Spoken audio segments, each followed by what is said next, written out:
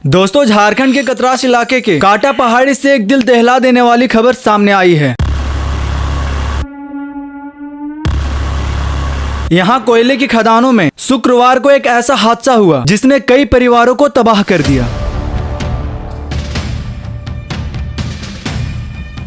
Ambe mining private limited की outsourcing परियोजना में ओवी डंप यानी मिट्टी पत्थर का पहाड़ अचानक खिसक गया। उस वक्त वहां मजदूर काम कर रहे थे और देखते ही देखते मजदूरों की मौके पर मौत हो गई। मरने वालों में स्वरूप गोप, अमन कुमार सिंह, राहुल कुमार और चालक गया प्रसाद शामिल हैं। सोचिए जरा, सुबह अपने परिवार का पेट पालने निकले ये मजदूर शाम को लाश बनकर लौटे। उनकी पत्नियां, बच्चे और माँ बाप अब किसके सहारे जिएंगे? और ये पहली बार नहीं हुआ। काटा पहाड़ी का इलाका सालों से कोलेरियो और भूमिगत आग से प्रभावित है। जमीन अंदर से खोखली हो चुकी है। अवैध खनन खुलेआम चल रहा है और सरकार व कंपनी के अफसर आंख मूंद कर बैठे हैं। शुक्रवार को करीब 30-35 लोग अवैध खनन के लिए चाल में घुसे थे, तभी अचानक धंस गई और कई मजदूर मलबे में दब गए। थोड़ी ही देर बाद आसपास के गांव की धरती फट गई, घर जमींदोज हो गए और लोग जान बचाकर भागे। सबसे डरावना हादसा तब हुआ जब एक सर्विस वैन 7 लोगों के साथ वहाँ से गुजर रही थी। ओवी डंप से निकली एक विशाल चट्टान वैन से टकराई और वैन पलटते पलटते सीधे 500 मीटर गहरी खाई में जा गिरी। वैन का तो परखच्चा उड़ गया और मजदूरों की लाशें बिखर गई। उस वक्त मौके पर चीख पुकार मची हुई थी। मजदूरों की साथी अपने भाइयों को बचाने की कोशिश कर रहे थे, लेकिन अफसोस अंधेरे घिरते ही